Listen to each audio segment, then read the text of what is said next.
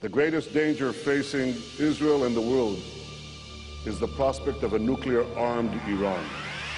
And Israel is prepared to do something about it. The Plan A, would see Israel launching a limited, surgical, preemptive strike, attacking with long-range aircraft and armed drones, firing cruise missiles from its submarines in the Arabian Sea, or launching its latest Jericho-3 missiles. But the Iranians have learnt from history. They have spread and concealed their nuclear installations across the country.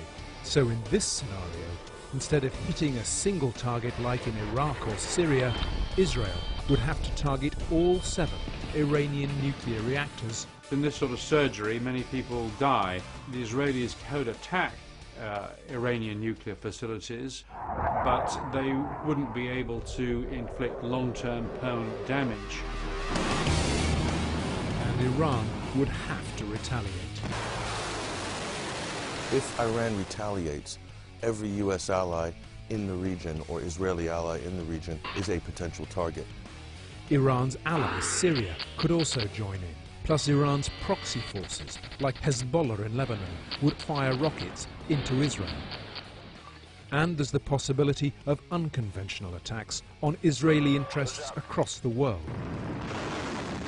An Israeli attack on Iranian nuclear facilities would likely only accelerate the Iranian desire to obtain nuclear weapons. So this idea that you would attack certain facilities in Iran and leave Iranian retaliatory capabilities intact breaks every rule in the military and political playbook.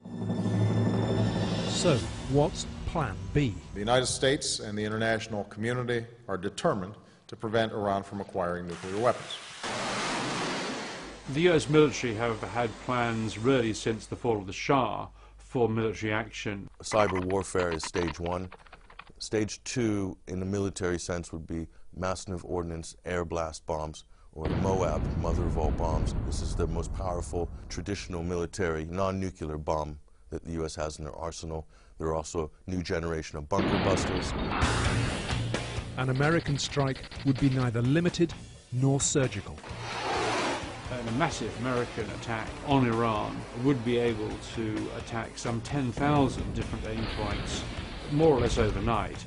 Their plans would destroy all Iranian air and sea bases and hit all known nuclear facilities. Iran would be left in flames.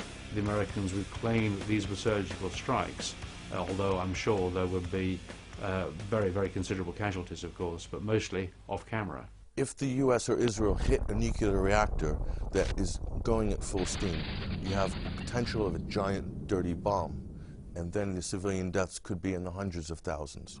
This conflict, with estimates of between 1 and 2 million Iranian civilians dead, could get out of hand. You got to be careful of unintended consequences here. Best laid plans of mice and men don't always come to fruition.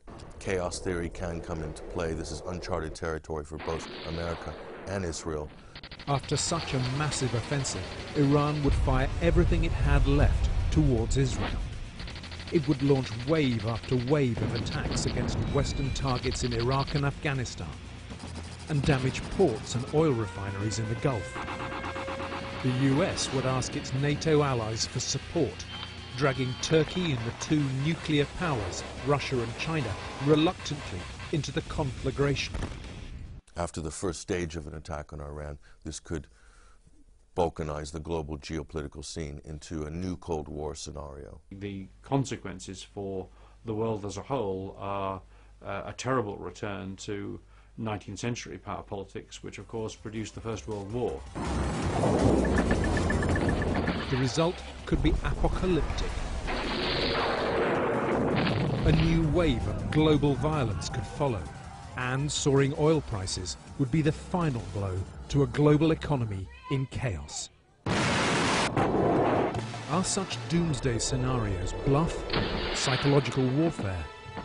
Or is the world really prepared to go this far?